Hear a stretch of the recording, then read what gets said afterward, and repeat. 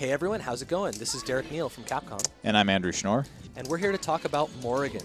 So along with Dimitri, Morrigan is one of the most recognizable characters from the franchise. She showed up in a lot of more recent games, such as Marvel vs. Capcom 3, and she shows up in a whole lot of Capcom stuff.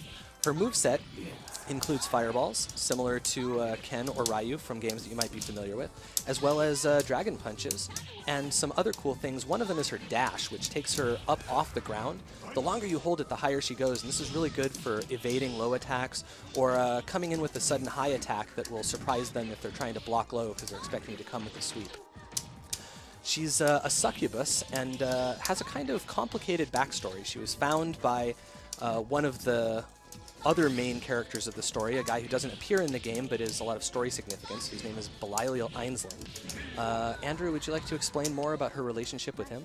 Certainly. So yeah, Morrigan is a succubus, but she was actually born in the Earth world in Scotland.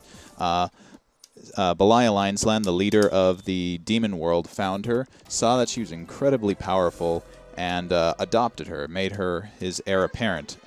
So she's a very powerful demon, basically, and she doesn't really have that kind of responsibility that her post, though, would necessitate.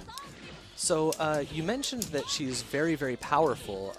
Is that something like, wouldn't she be, according to her backstory, more powerful than a lot of the other characters that are in the cast? Canonically, yes. Although there was something that Belial did, which was he separated her power at when he found her and hid a portion of it away. And that actually is the backstory behind the character Lilith, which we'll look at a later time. Yeah, I was going to ask about that. So she has a sister, but I guess it's not really her sister, right? More like a shadow of her power. Yeah, it's kind of just a portion of herself. Well, that's really interesting, and I'm sure the fans will be excited to hear more about this backstory when we get to Lilith and start talking about how that whole separation occurred. Absolutely.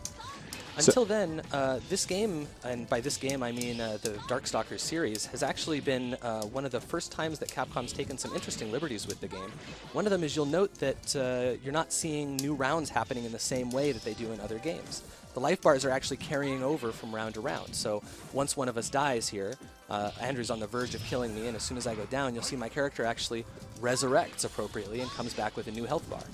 The bats in the upper left-hand corners are what's tracking that, and once one of us manages to take the other person down twice, the round is over.